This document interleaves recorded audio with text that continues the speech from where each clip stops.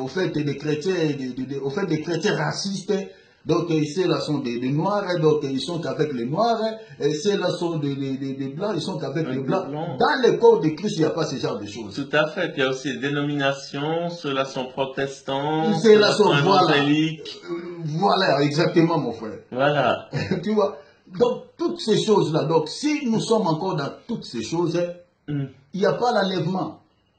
Parce que la Bible dit quoi? Le corps du Christ n'est pas départagé. Nous n'avons qu'un seul corps, mais qui a peut-être plusieurs membres. Plusieurs membres. C'est pour ça que la Bible, elle nous dit aussi, si le corps, parce qu'elle fait le parallèle avec le corps humain. Amen, amen. Elle dit, si le corps n'était qu'un pied, comment voudrait-il manger? Si le corps n'était qu'une main, comment pourrait-il marcher? Voilà. Si le corps n'était qu'un œil, comment pourrait-il entendre? Amen. Etc., etc. Voilà. La Bible est claire et limpide. La haine, le racisme ou encore l'homophobie n'a pas de place dans les corps de Christ. N'a pas de place. La Bible dit Dieu est amour. Et il veut que nous, chrétiens, nous soyons porteurs de ce message qui fait la différence. Vous voyez? Donc la Bible nous invite à nous aimer les uns les autres. Nous invite à aimer notre prochain. Comme la Bible est écrite dans Matthieu chapitre 22, verset 38. La Bible dit, tu aimeras ton prochain comme toi-même. Qui est mon prochain? Notre prochain, c'est notre parent. Mon prochain, c'est notre collègue. Mon prochain, c'est notre voisin. C'est aussi une personne dans les besoins que nous croisons dans les bus, dans les trains, dans les métros. C'est aussi ces musulmans-là qui ne partagent pas les mêmes convictions religieuses que nous. Ou encore cet homosexuel que nous haïssons tant. Donc, en fait, l'amour est la preuve qui authentifie le vrai chrétien. Parce que l'amour, c'est Dieu. L'amour, c'est le fruit de l'esprit. On ne reconnaît pas un chrétien parce qu'il prophétise ou parce qu'il parle. On reconnaît un chrétien parce qu'il dégage le fruit. Il dégage le fruit de l'amour. Voilà pourquoi Jean-Baptiste disait aux scribes et aux pharisiens quand il venait d'être baptisé chez lui, il leur disait que produisez-vous les fruits de la repentance. Et ce fruit-là n'est rien d'autre que le fruit qui est cité dans Galates 5, 22, l'amour. 12 verset 9. Jésus a lancé 7 fois les paroles de malédiction contre les scribes et les pharisiens à cause de ce comportement, à cause de l'hypocrisie. Vous voyez? Donc, ils avaient l'apparence de la piété. Mais ils régnaient ce qui fait la force. Voilà. Donc, ils nettoyaient seulement l'extérieur au fait de la coupe et du plat. Exactement. Mais à l'intérieur, c'était tout. Il y avait des rapines et toutes sortes de méchanceté. Tout à fait. Et Jésus commençait à lancer les paroles. Voilà, ils étaient hypocrites. Exactement. Ils étaient des hypocrites parce qu'ils nervaient le Seigneur. Ouais. Exactement. Voilà. Donc les hypocrites sont sous la malédiction. Exactement. Voilà. Et puis ils n'hériteront pas le royaume des cieux. Voilà. Donc lisez un peu ces passages. Qu'est-ce que l'apôtre Paul dit? Alors, que l'amour soit sans hypocrisie. Ayez le mal en horreur. Attachez-vous fortement au bien. Voilà. Par amour fraternel, soyez pleins d'affection les uns pour les autres. Par honneur, usez de prévenance réciproque. Voilà. Ayez du zèle et non de la paresse. Soyez fervents d'esprit. Servez le Seigneur. Tu peux t'arrêter là, mon bien-aimé. Tu vois? Donc, tu peux répéter le verset, là où on parle d'hypocrisie, ouais. Alors, que l'amour soit sans hypocrisie. Voilà. Donc, que l'amour soit sans hypocrisie. Pourquoi l'apôtre Paul, il a épinglé ces mots? L'hypocrisie aux chrétiens de Rome. Parce que leur amour n'était pas sincère. Leur amour n'était pas sincère. Ils étaient des hypocrites. Aujourd'hui, on a plusieurs personnes qui sont comme ça. Plusieurs chrétiens sont comme ça. Des chrétiens hypocrites.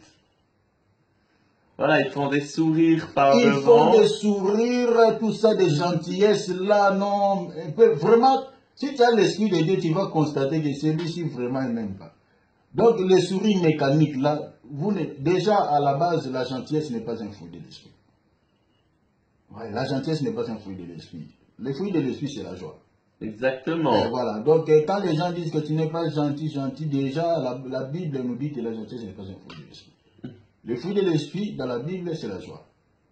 Une personne qui a le fruit de la joie, tu vas sentir, même s'il ne te montre pas ses dents, tu vas sentir que ça c'est mon bien-aimé.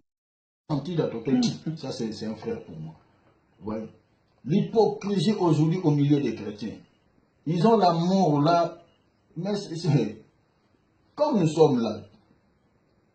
Moi je ne peux pas avoir l'amour seulement pour mes frères africains. Ou mes frères parce que mes frères noirs. Jamais ça. Ça c'est de l'hypocrisie. Exactement. Tu ne peux pas avoir seulement l'amour pour les frères européens. Aujourd'hui, nous avons ces problèmes au sein de nos assemblées, dans les corps du Christ. Ça, ce n'est pas normal. Et si nous sommes encore dans ce genre de choses, la porte du ciel est fermée. Exactement. Parce que dans le corps du Christ, il n'y a pas de division. Dans le corps du Christ, la Bible dit, il n'y a qu'un seul corps, mais qui a plusieurs membres. Tout à fait. Et chaque membre est important dans le corps du Christ. C'est différent et important. Important. Pour ça, la Bible, elle compare aussi au corps humain. Voilà. Elle dit, le corps ne fonctionnerait pas s'il n'était que seulement une main, s'il était seulement un pied, s'il était seulement une tête. Amen. Ça, c'est 1 Corinthiens 14. Voilà. Ouais, c'est exactement mon bien-aimé. Donc, l'amour doit être sans hypocrisie. Sans hypocrisie, cela veut dire quoi? Quand ton frère a commis un péché contre toi, il a commis quelque chose de mal, tu peux aussi le réprimander. Tu peux aussi le reprocher. Tu peux aussi lui dire que non, mon bien-aimé, je ne suis pas d'accord de tel acte. Tu ne peux pas te comporter. Remarquez ceci ou cela, ouais. Alors, la haine, c'est un poison dangereux, parce que la haine peut conduire au meurtre. Dans 1 Jean 3, verset 15, la Bible nous dit que si tu hais ton frère, tu es un meurtrier. Amen. Amen. Et puis, quand tu nourris la haine, ça peut aller jusqu'à être à tuer physiquement quelqu'un. Et puis, comme on parlait tout à l'heure d'intérêt, tu peux aussi commettre des crimes par intérêt. Oui, oui. C'est ça l'amour. Donc, on doit se dire la vérité. Quand tu marches mal, et quand que ton frère par amour, je vais te dire que non, mon bien-aimé, ce que tu as fait là, en tout cas, je ne suis pas d'accord. Voilà, c'est un péché. Ça, c'est un péché. La Bible nous interdit de faire une telle chose. C'est ça l'amour. La Bible dit dans Hébreux chapitre 12, verset 6 que Dieu nous châtie par amour. Exactement. Il châtie ce qu'il aime. Qu'il aime, tout à fait. Vous voyez, il châtie ce qu'il aime. Prenons par exemple une mère qui a chicoté sa fille parce qu'elle avait commis quelque chose de mal. Et puis elle a pigné, elle dit, bon, reste là dans la chambre, donc ne sortez pas. Moi, je pars au marché. Donc ne sortez pas, tu dois rester là. Et la maman est partie au marché. Et là, là au marché, elle trouve, pendant qu'elle fait ses histoires, elle achète ses histoires, elle trouve une belle robe. Elle pense du coup à sa fille. Et elle achète pour elle. Vous voyez les lèvres de l'amour. Mais aussi longtemps, elle a chicoté sa fille à la maison. Mais en partant au marché, elle a trouvé une belle robe. Un cadeau, ouais. Elle a acheté pour ça. C'est ça l'amour. Exactement. Bien que tu as chicoté, tu as frappé, mais l'amour est toujours là. Tu peux faire encore du bien pour ton frère, pour ta fille, voilà, pour ton prochain en fait. C'est ça l'amour. L'amour doit être sans hypocrisie. L'amour sincère. Sincère, exactement. Dans la vérité. Ouais. Et puis la Bible dit quoi? L'amour en toutes les circonstances. Selon Proverbe 17, verset 17. La Bible dit, l'ami aime à tout temps, en toutes circonstances. Et au jour du malheur, il se montre frère. Exactement. Malheureusement, maintenant, on voit quand ça va bien. Quand ça va bien. Oh là là. Aujourd'hui, on a plus de menteur. Voilà. Et malheureusement, quand ça va mal, les gens... Salomon dit dans Proverbe quelque part, il dit que la richesse produit un grand nombre de amis. Exactement. Mais celui qui a beaucoup d'amis, les a pour son malheur. Et tous ces amis-là qui entourent les riches, Salomon les appelle les menteurs. Tout à fait. Il dit que ce sont des menteurs. Il dit pourquoi le pauvre est séparé de son ami. Oui, le pauvre est séparé. Chez les pauvres, il n'y a pas beaucoup de monde. Tout à fait, malheureusement. Ceux qui n'ont rien, il n'y a pas des amis. Il n'y a personne. Mais allez chez les riches. Vous allez trouver qu'il a plein des amis. Pourquoi? Qu'est-ce qui attire toutes ces personnes? C'est la richesse. Il doit demander ses fruits. Un chrétien doit pardonner son frère quand il a commis quelque chose de mal. Tout à fait. Voilà. Et la Bible dit aussi, si tu ne pardonnes pas aux autres, ton Père dans le ciel ne te pardonnera pas tes péchés. Exactement. Donc l'amour pardonne. Donc un chrétien doit pardonner son frère quand il a commis une faute, il a commis quelque chose de mal contre lui. Donc l'amour pardonne. Donc nous devons avoir l'esprit de pardonner, si du moins nous avons l'amour, parce que c'est ça l'amour. L'amour, la Bible dit l'amour excuse tout. Donc excuser là, c'est-à-dire l'amour pardonne tout. Pardonne tout, ouais. Voilà. Donc c'est ça. Parce que la Bible dit, notre Dieu, dans son amour, il nous pardonne. Or, dans 1 Jean chapitre 4, quelque part, la Bible dit, tel il est, tel nous sommes aussi dans ce monde. C'est par là l'amour est parfaitement en nous. Voilà. Donc tel il est, tel nous sommes. Donc nous sommes le reflet de Dieu sur la terre. Voilà. Deuxième élément, l'amour sans hypocrisie. L'amour n'a pas d'hypocrisie. L'amour, dans l'amour, il n'y a pas d'hypocrisie. Malheureusement, aujourd'hui, nous sommes face à des chrétiens hypocrites. Malheureusement. Donc, malheureusement. Donc, les chrétiens hypocrites, quand les choses vont bien, en tout cas, ils manifestent l'amour avec des gentillesses. Là, tu vois les chrétiens, ah mon frère, ah mon bien-aimé, comment tu vois, un peu de souris mécanique. Donc, tout ça, parce que tu es peut-être en bonne santé, parce que tu as encore des moyens, tu as encore de l'argent, tu as quelque chose, donc ils manifestent l'amour. Mais quand les choses vont mal, ils fuient. Tout à fait. Ils fuient, ils te quittent. Combien de gens aujourd'hui pleurent dans les lits des hôpitaux parce que ses amis l'ont abandonné? Quand il avait des moyens, il était en bonne santé. Voilà, les gens allaient vers lui. Les gens allaient vers lui, ils étaient là ensemble avec lui. Mais depuis qu'il est atteint d'un cancer, depuis qu'il est hospitalisé, depuis que les médecins commencent à déclarer des paroles négatives contre sa vie, les gens venaient peut-être le premier jour, deuxième jour, troisième jour, oh, après une semaine, les gens se sont fatigués et disent, ah bon, que Dieu fasse ce qu'il veut dans sa vie. Et il laisse la vie, il part. Il part. Ouais. Seigneur Jésus, nous te remettons ce moment entre ta main. Guide-nous par ton Esprit Saint et bénis tous ceux et toutes celles qui nous écoutent. Puissant nom, Seigneur Jésus. Amen. Amen. Alors bonjour mes très chers frères et sœurs en Christ. Aujourd'hui nous allons parler de l'amour et de la haine.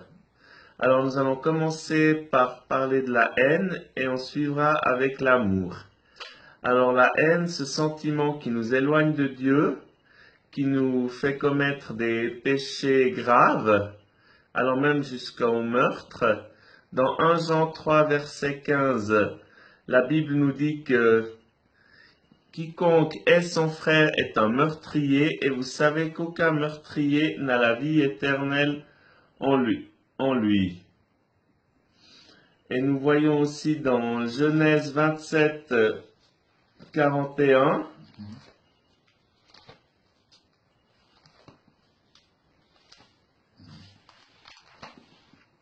Genèse 27, 41.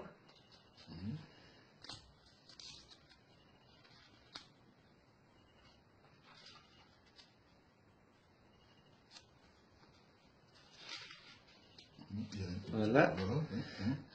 Alors, Ésaü conçut de la haine contre Jacob à cause de la bénédiction dont son père l'avait béni. Et Ésaü disait en son cœur, les jours du deuil de mon père vont approcher et je tuerai Jacob mon frère.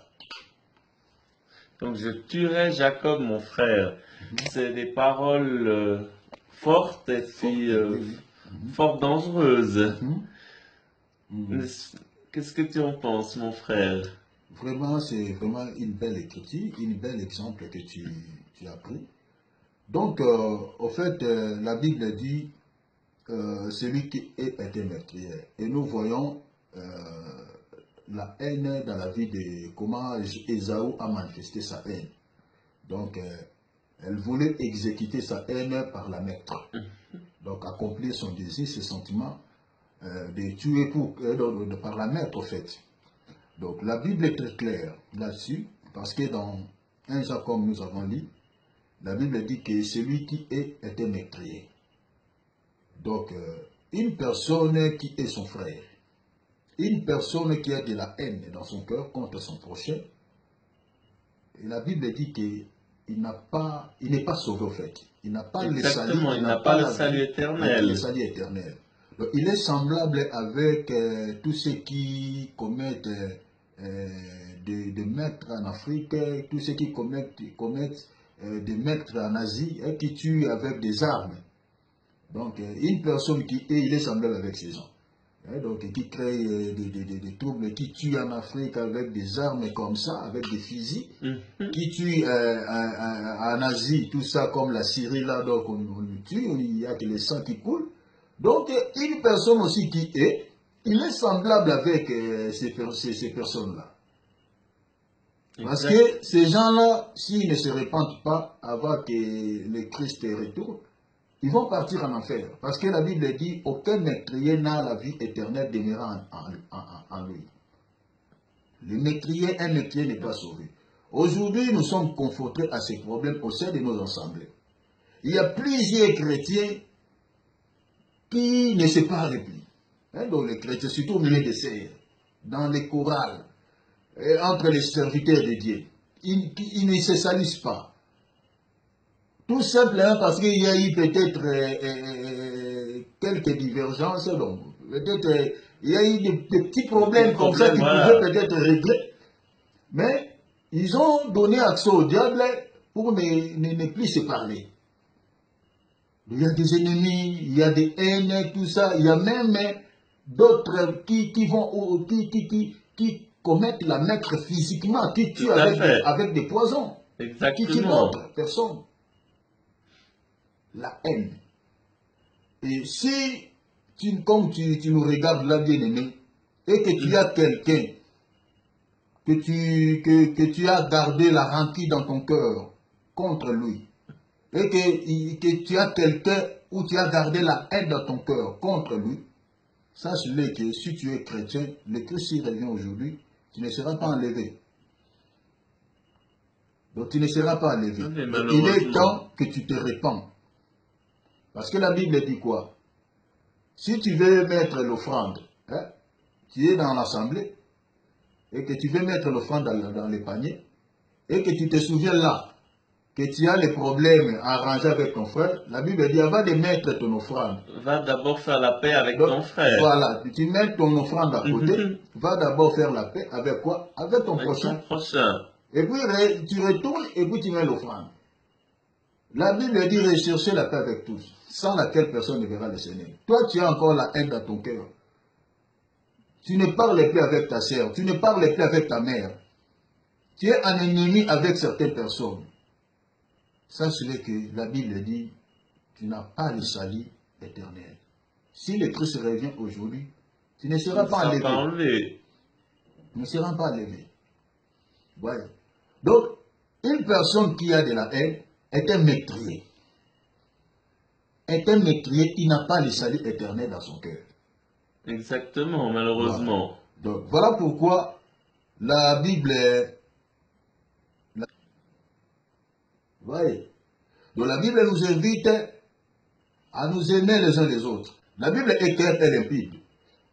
La haine, le racisme ou encore l'homophobie n'a pas de place dans les corps du Christ. N'a pas de place. La Bible dit Dieu est amour. Et il veut que nous, chrétiens, nous soyons porteurs de ce message qui fait la différence. Vous voyez? Donc la Bible nous invite à nous aimer les uns les autres. Nous invite à aimer notre prochain. Comme la Bible est écrite dans Matthieu chapitre 22, verset 38. La Bible dit, tu aimeras ton prochain comme toi-même. Qui est mon prochain?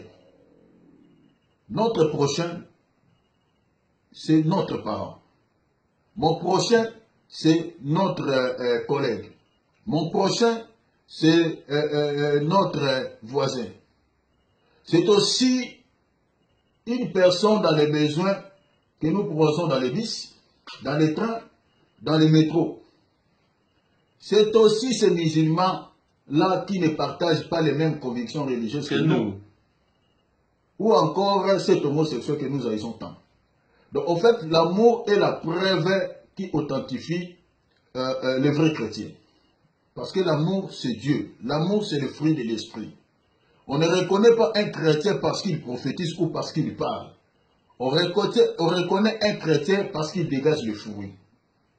Il dégage le fruit de l'amour. Voilà pourquoi Jean-Baptiste disait aux scribes et aux pharisiens quand ils venaient d'être baptisés chez lui.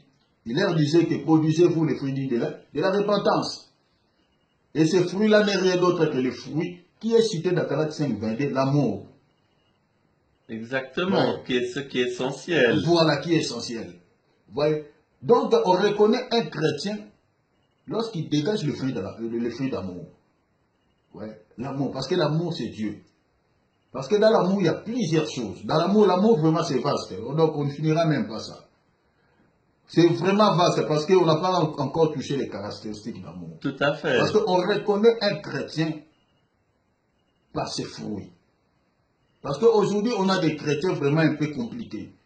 Donc vous ne sentez même pas ces fruits d'amour. Il n'a pas d'amour pour les autres. On a des chrétiens aujourd'hui, des chrétiens, au fait, des chrétiens racistes. Donc ceux-là sont des noirs, donc ils sont avec les noirs.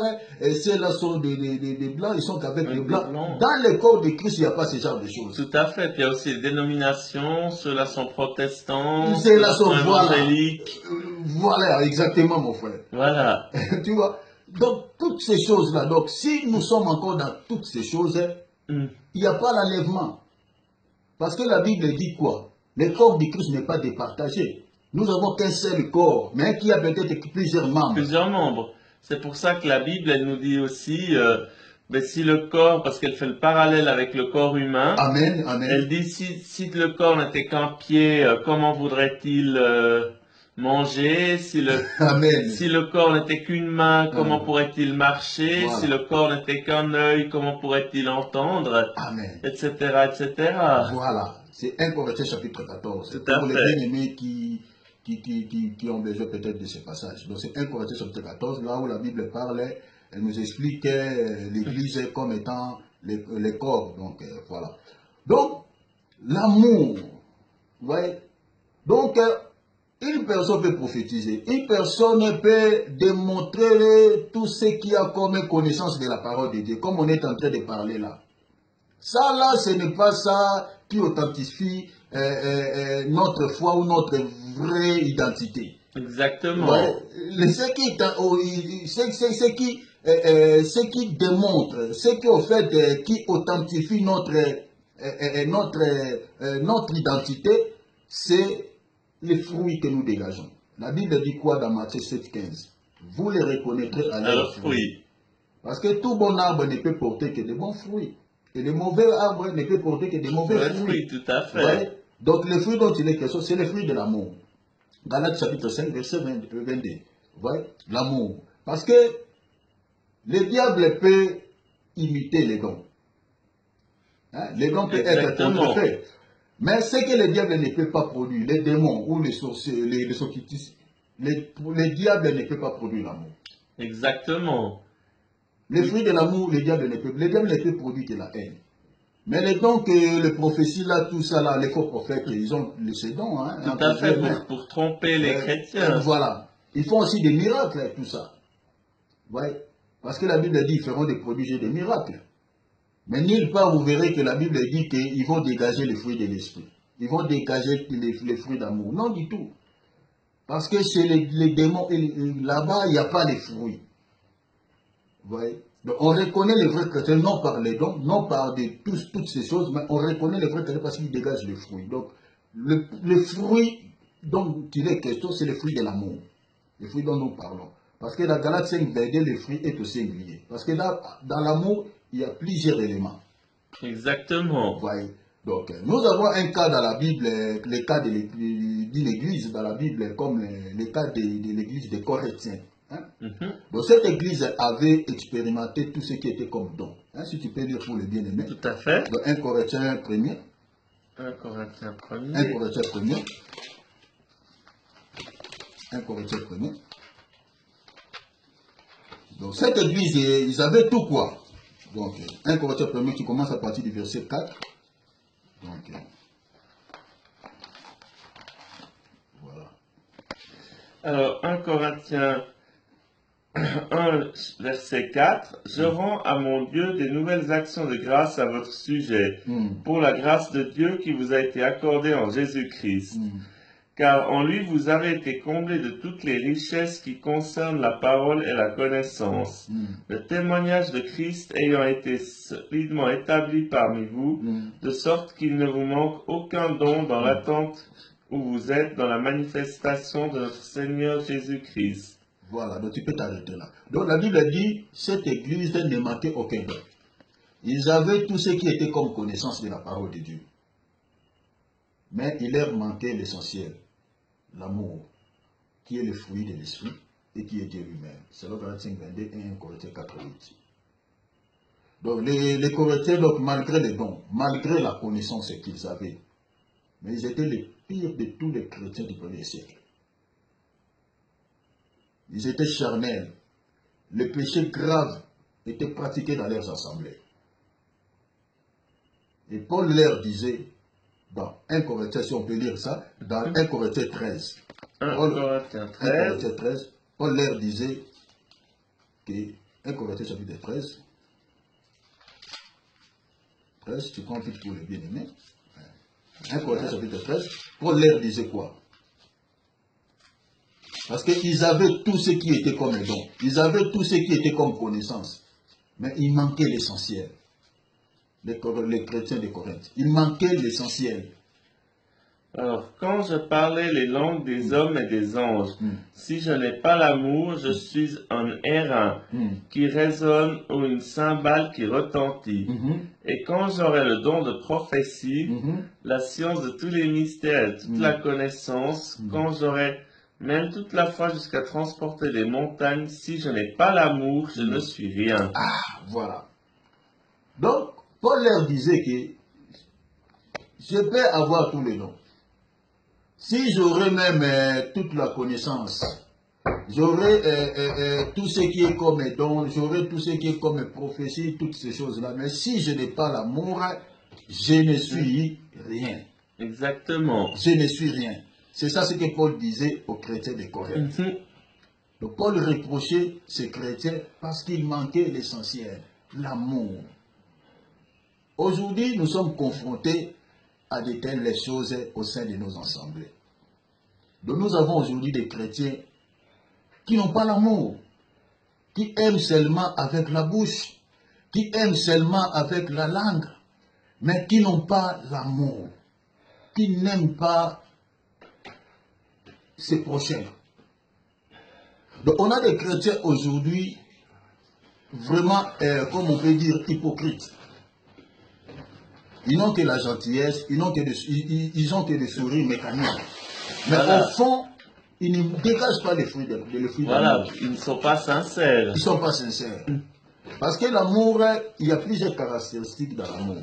Il y a vraiment plusieurs éléments. Mais on va épingler seulement 3 éléments. Donc les premières caractéristiques d'amour, d'abord l'amour pardonne. Quand ton frère a péché contre toi, tu dois le pardonner. S'il y a un chrétien qui n'arrive pas à pardonner son prochain quand il a commis une faute contre lui, donc il n'a pas l'amour. Il n'a pas l'amour. La Bible dit dans le livre de Psaume, chapitre 86, que Dieu est bon, tu pardonnes, tu es plein d'amour pour tous ceux qui font appel à toi. Donc la bonté de l'Éternel et l'amour que Dieu a pour nous, cela est manifesté pour toi. Et cela est manifesté en quoi? C'est-à-dire, il pardonne nos péchés. Remarquez dans Jean 3,16, la Bible dit quoi? Car Dieu a aimé les morts, il a donné son Fils. Unique Jésus-Christ, Voilà. afin que quiconque croit en lui ne périsse point ait la vie éternelle. Cela veut dire quoi? Qu'est-ce que le Seigneur Jésus-Christ, il était allé faire à la croix? Il était venu mourir pour prendre nos péchés, lui qui était sans péché, voilà. Pour prendre nos péchés. Voilà, pour pardonner nos iniquités, nos péchés. Exactement. C'est par l'amour que Dieu a pu pardonner quoi? Nos péchés. Voilà. Donc un chrétien qui a l'amour, lorsque son frère a péché contre lui, il doit lui pardonner. Mais si un chrétien n'arrive pas à pardonner son frère, c'est qu'il n'a pas encore ce fruit d'amour. Parce que l'amour, c'est le fruit. L'amour, c'est Dieu lui-même. La Bible dit, Dieu est amour. Donc, c'est ça la nature de Dieu. Dieu n'a pas l'amour, mais il est amour. C'est sa nature. Or, la Bible dit, tel qu'il est, tel nous sommes aussi. Nous devons aussi manifester cet amour vis-à-vis de nos prochains. Exactement. Mais là, je voudrais porter une petite précision. Oui. Donc, l'amour pardonne, mais il ne faut pas confondre pardonner et excuser. Voilà. Il y a une différence entre les deux. C'est-à-dire que pardonner, ça veut dire tu as fait ceci, mais j'oublie, je te pardonne. Voilà, amen. Mais ça ne veut pas dire que excuser, ça veut dire il y a des circonstances, donc je suis d'accord avec que tu as fait ceci ou cela, ce qui n'est pas juste. Oui, parce que dans 1 Corinthiens 13:7, on dit aussi, parce qu'il y a des fois, mon bien-aimé Philippe, nous avons, il y a vraiment, la parole de Dieu et il y a beaucoup de différences dans la parole de Dieu. Parce que dans 1 Corinthiens 13:7, la Bible dit l'amour excuse tout. Bon, l'excuse dont il est question là-bas, c'est en quelque sorte aussi le pardon. Voilà. Voilà. Parce que la Bible dit excuse tout. Ouais. Donc l'amour excuse tout, c'est-à-dire l'amour, dans d'autres versions, dit l'amour pardonne tout. Vous voyez, l'amour pardonne tout ça, hein, pour essayer un peu de clarifier, parce qu'il y a certaines choses que la Bible explique vraiment dans d'autres manières. Voilà, l'amour pardonne tout. Et puis, deuxième caractéristique d'amour, la Bible dit l'amour doit être sans hypocrisie. Là encore, c'est un autre point. Exactement. Donc aujourd'hui, nous sommes en face. L'amour doit être sincère. Si tu peux lire pour les bien-aimés, Romains chapitre 12, verset 9. Alors, Romains chapitre 12, verset 9. Ouais, donc nous sommes là déjà proches, Romains 12, 9. Qu'est-ce que l'apôtre nous recommande là-bas?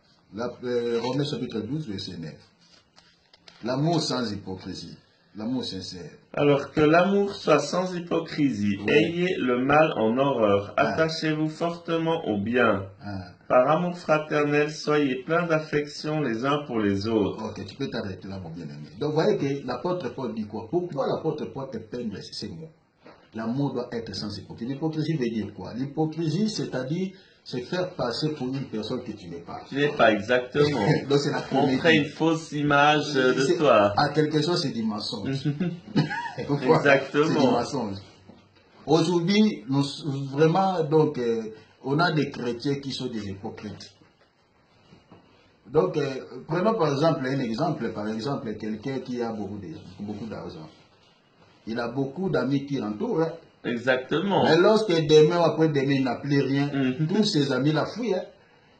Donc aujourd'hui, on a vraiment, c'est les hypocrites qui nous entourent. Exactement. Vous voyez, c'est les hypocrites. Donc, un hypocrite, en fait, c'est qui? Un hypocrite, c'est quelqu'un qui cache au fait sa vrai visage. Ouais. Donc, il a l'apparence de la piété, comme Jésus-Christ, il a lancé cette parole de malédiction aux pharisiens et aux scribes à cause de l'hypocrisie. Voilà. Parce que Jésus-Christ n'aime pas ça. Exactement. Jésus-Christ, il est la vérité. Jésus-Christ, il aime la sincérité. il n'aime pas l'hypocrisie. Parce que les pharisiens avaient l'habitude de nettoyer l'extérieur de la coupe. Voilà. Et à l'intérieur, au-dedans, il y avait quoi? Il y avait plein de rapines et plein de méchanceté. Exactement. Ouais. Ils avaient l'apparence de la piété, mais ils régnaient ce qui fait quoi? Ce qui faisait la force. C'est ça l'hypocrisie. L'amour doit être un amour sincère, désintéressé. C'est-à-dire l'amour dans la vérité, en fait. Et une personne qui a l'amour, parce que quand on dit l'amour sans hypocrisie, c'est-à-dire tu peux réprimander aussi ton prochain quand il a fait quelque chose de mal. Tout à fait. Quand ton prochain s'est méconduit, chrétien on dit, et donc il s'est méconduit, tu peux aussi lui dire que non, mon bien-aimé, non, ce que tu as fait là, ce n'est pas juste. Exactement. Juste. Comme Paul avait réprimandé l'apôtre Pierre, en lui disant, bon, parce que Pierre, il s'est comporté mal. Donc, c'est-à-dire quoi? Il y avait les frères juifs, lui, il mangeait avec les païens. Maintenant, quand il a vu les frères juifs, les frères juifs viennent dans cette ville-là où il était, il a quitté ses païens pour se rejoindre ses frères juifs, donc il ne voulait plus manger avec ses païens.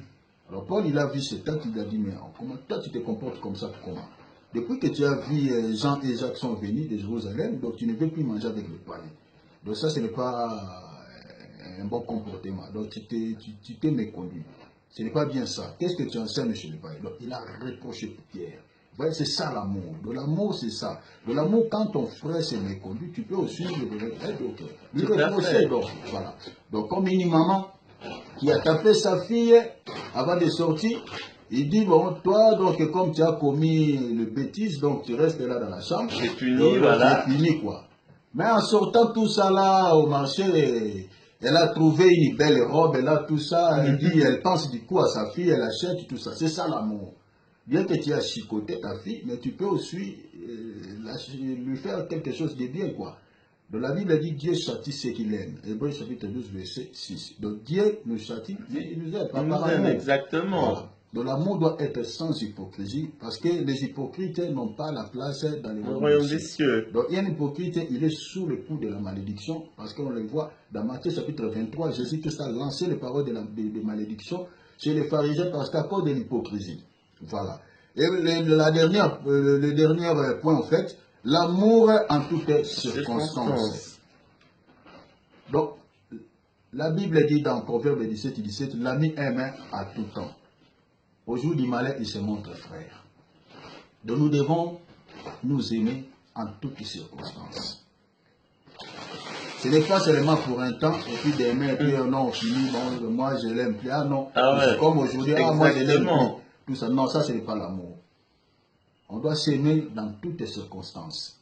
Vous voyez? Donc, dans les jours, du bonheur, tu es là avec ton frère. Dans les jours du malheur aussi, tu es là aussi avec ton frère. Ton frère, exactement. Donc, c'est ça l'amour. Ce n'est pas seulement quand les choses vont bien, tu es là avec ton frère. Mais quand les choses vont mal, ah, tu dis non, moi je ne vais plus être avec lui parce que les choses vont mal, tout ça, là, tout ça. Non, non, non, ça, ce n'est pas l'amour. Donc l'amour doit être sincère. Donc voilà, donc nous sommes arrivés à la fin. Donc je ne sais pas si tu as un mot à dire pour clôturer notre tranche de partage. Alors pour clôturer notre tranche de partage, je voudrais dire donc que l'amour, le pardon est très très important et que Dieu dit dans sa parole, si tu ne pardonnes pas ton frère, Dieu, ton Père qui est dans les cieux, Dieu ne te pardonnera pas non plus tes péchés. Amen. Donc pour ça, il est très important aussi de pardonner à ton frère, même si des fois ce n'est pas facile. Mais l'Esprit Saint peut t'aider à avancer dans ce domaine. Amen. Amen. Vraiment, donc, nous devons avoir l'amour qui nous est demandé dans la parole de Dieu. L'amour sincère, l'amour sans hypocrisie. Hein, donc, cet amour-là pardonne. Hein, donc, l'amour pardonne. L'amour dans toutes les circonstances, que ce soit dans les bonheurs ou dans les malheurs, on doit s'aimer. Donc, c'est ça l'amour. Parce que Dieu nous aime, et Dieu nous a aimés dans les péchés, il nous aime aussi étant en Christ. Donc, l'amour doit être comme ça. Et tu dois aimer ton prochain comme toi-même, comme la Bible le dit dans Matthieu 22, 38. Donc, tu ne vas pas seulement aimer les chrétiens, mais tu peux aussi aimer un musulman qui ne partage pas Tout à fait. les mêmes convictions que que toi. Tout à donc, fait. Tu dois aimer même tous ceux qui sont dans les péchés là. Donc la Bible nous recommande de les aimer. Hein, même les homosexuels. Exactement. Donc, nous sommes... Dieu est le péché, mais il aime les pécheurs. Amen. Amen. Donc c'est ça en fait, mon bien-aimé. Donc c'est ça. Donc, parce que si quelqu'un n'a pas l'amour, il ne verra jamais Dieu. Il ne verra jamais Dieu. Parce que là-bas dans le ciel, c'est l'amour qui règne. L'amour, c'est tout un homme. L'amour, c'est une personne. Quand tu n'as pas l'amour, donc dans le royaume des cieux, tu n'as pas de place. Parce que là-bas, la haine, il n'y a pas. Donc là, tu commences à haïr même les anges. Voilà, ça c'est pas possible. Ça c'est sûr. Donc tu n'as pas de place là. Sinon, on va te foutre dehors parce qu'on dit, mais qu'est-ce que tu es venu faire ici? Voilà. Hein? Comme le Seigneur Jésus-Christ nous parle dans Matthieu 22, il parle des noces. Donc il y avait un roi qui avait organisé une fête. Et il a invité tout le monde. Mais la condition pour participer, assister à la fête, c'était d'avoir l'habit des noces. Mais le roi était surpris de voir quelqu'un qui n'avait pas l'habit des noces. Donc, ouais, bon, on ne sait pas si... Voilà. On ne sait pas si dans le ciel, il y aura des gens qui vont frauder là, hein, tout ça. Mais donc, on ne sait pas. Mais... Non, je ne pense pas. Je pense que... je pense que Dieu fera le tri avant, ceux qui ont leur nom dans le livre de vie, voilà, et ceux qui ne l'ont pas. Mais selon ce passage, le roi était surpris, il m'a dit, mais mon ami, toi tu n'as pas l'habit de noces, comment tu t'es retrouvé ici? Exactement. Comment expliquer? Voilà, il a essayé de faire le mur. Donc voilà, parce que l'habit de noces donc explique quoi? Explique les œuvres. Hein? Exactement. Parce que l'habit explique les œuvres justes. Selon Apocalypse chapitre 19, verset 7. Donc une personne s'est retrouvée dans la fête sans l'habit de noces. Donc c'est-à-dire un pécheur. Il n'avait pas de vêtements. L'habit qui était conditionné pour assister à la fête. Ouais, et cette personne-là a été chassée et tout ça. On lui a pris et puis on lui a jeté dans la géhenne, tout ça. En fait, dans l'enfer. Ouais, donc là-bas, donc les gens qui n'ont pas l'amour, les gens qui ont qui ont des haines, tout ça, n'ont pas de place dans le royaume du Christ. Donc nous devons avoir l'amour. Donc la vie, une personne qui confesse le Seigneur Jésus-Christ, une personne qui est née de Dieu, qui connaît Dieu, la Bible dit quoi? La Bible dit, il va, donc la preuve de son identité s'authentifie par l'amour. Exactement. Voilà, la preuve de son identité s'authentifie par l'amour. Donc il doit manifester ses fruits d'amour. Donc voilà, nous sommes arrivés à la fin de notre tranche de partage. Vraiment que le Seigneur vous bénisse. Si le Christ ne revient pas, nous allons se retrouver à la prochaine tranche de notre partage. Donc je salue Carole et Gigi. Nancy et Luna Rider. Donc nous vous saluons. Que le Seigneur bénisse aussi tous les bien-aimés qui nous suivent. Exactement. Donc vraiment que Dieu vous bénisse au nom du Seigneur Jésus-Christ. Dieu vous bénisse tous. Donc ayons tous l'amour, hein, aimons-nous les uns les autres. Donc même les païens, nous devons les aimer. C'est par l'amour aussi, donc nous allons gagner tous ceux qui sont encore loin de nous. Donc vraiment que le Seigneur vous bénisse. Ciao. Ciao.